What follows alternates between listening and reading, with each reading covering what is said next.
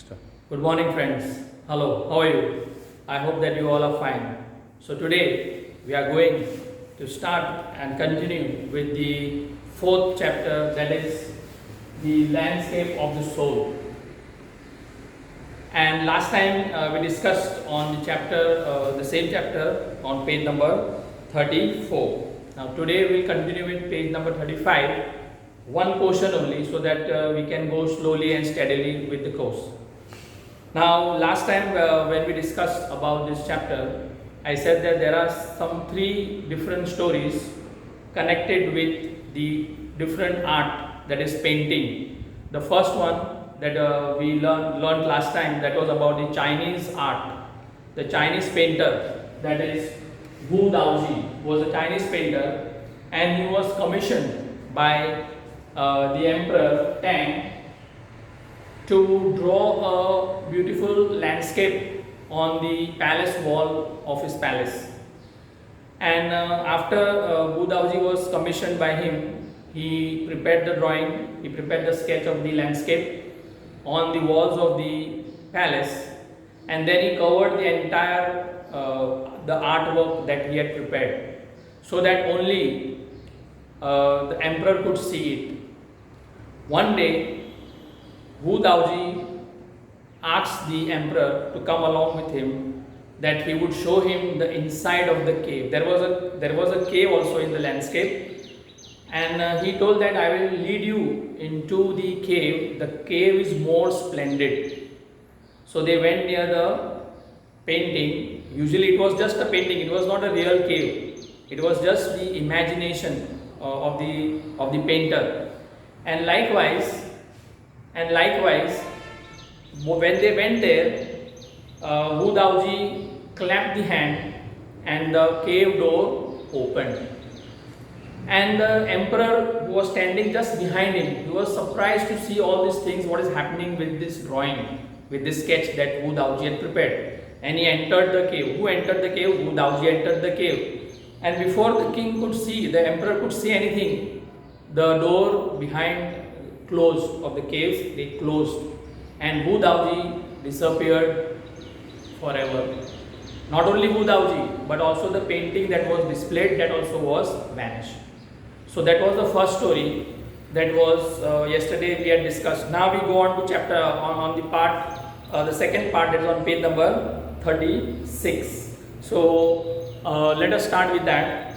On page number 36, here the writer wants to tell us one thing, that the Chinese art, he wants to just give a contrast about the Chinese art and the European art.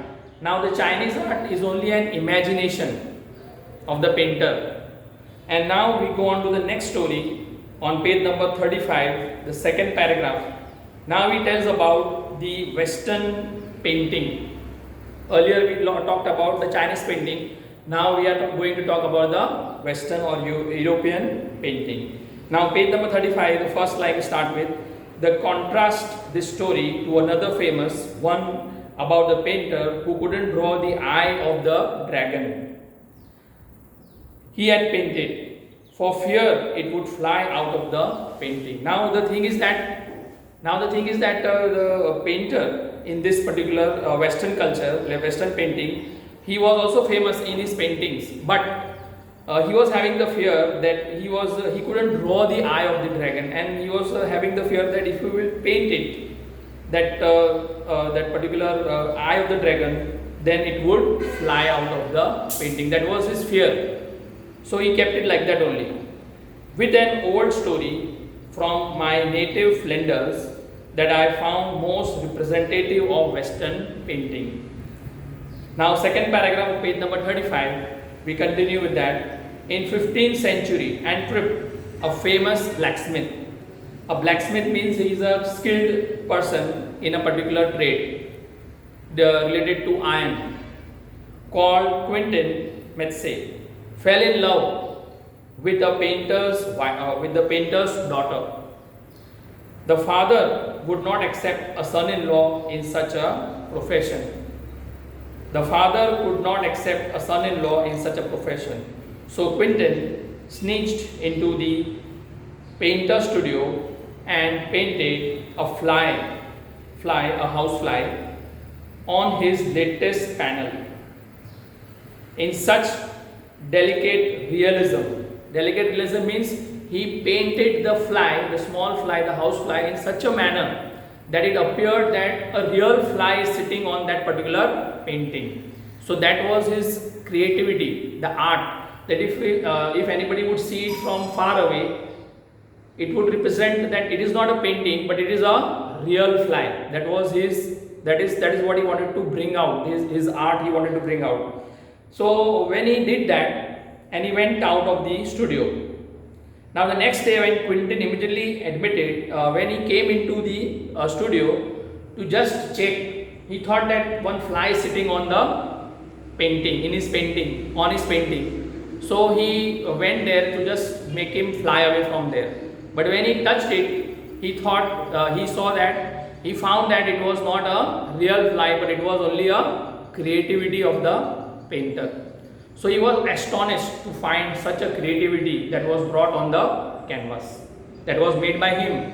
But only that fly which was there was done by that blacksmith. But he was not ready to get married. He did not want him to become his son-in-law because of his profession, because he was a blacksmith. And later on, he was so much impressed that he immediately employed him as an apprentice. And then he got married to his beloved and went on to become one of the most famous painters of his age. Now these two stories illustrate means examples.